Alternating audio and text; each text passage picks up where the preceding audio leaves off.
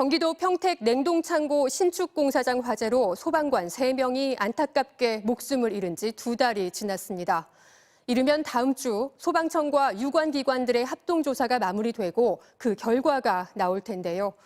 평택 화재뿐 아니라 최근 소방관들의 순직 사고가 잇따르는 데에는 지휘관들의 경험 부족도 원인이라는 현장의 목소리가 나오고 있습니다. 사건 속으로 조재영 기자입니다. 한밤중 냉동창고 신축 공사장에서 시작된 불. 연면적 19만 제곱미터, 축구장 28개 넓이에서 소방관들이 수색 작업을 하고 있을 때 불길이 갑자기 다시 커졌습니다. 연기가 이렇게 안 났었는데 9시 조금 넘어서 이렇게 폭탄 터져 올라가고 막.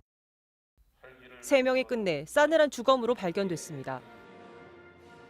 현장 지휘는 제대로 된 걸까? 밤 11시 46분부터 다음 날 오전 10시 28분까지 상황이 담긴 녹취록입니다. 작전을 총괄 지휘했던 해당 소방서장이 무전으로 직접 지시한 내용이 전혀 보이지 않습니다.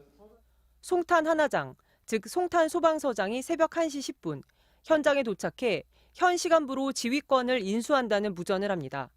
하지만 그 뒤로 8시간이 지난 오전 9시 11분 대원들에게 전부 바깥으로 나오라고 지시할 때까지 서장의 직접 무전은 단 한 번도 없었습니다. 송탄 소방서장은 뭘 했냐? 이 무전을 보면 하나도 없거든요. 방수포로 진압하라, 공기호흡기를 교체하라 같은 세세한 지휘는 모두 서장보다 아래인 지휘조사 팀장이 했습니다. 송탄 소방서 측은 서장이 현장에서 여러 번 회의를 직접 소집했고 지휘권을 적절히 행사했다고 해명했습니다. 워낙 현장이 넓고 그때마다 계속 서장님이 모든 걸 다 관리할 수가 없잖아요. 필요한 상황 같은 거를 구두로. 그렇게 하면 이제 단장이 무전을 하고. 하지만 서장이 직접 무전으로 지휘하는 게 더 절차에 맞다고 전문가도 지적했습니다. 보통 서장님이 현장을 이제 인수하게 되면 통제권이 이제 이양되게 되면 대부분 서장님들이 지시를 하시죠. 서장의 현장 경력이 짧다 보니 실무자에게 맡긴 것 같다는 게 노조의 주장입니다. 간부들, 소위 말하면 이제 현장 지휘 일선에서는 소방령 이상 이런 사람들의 현장 경력을 놓고 볼 때 너무 부족하다. 구조적인 문제인 거죠.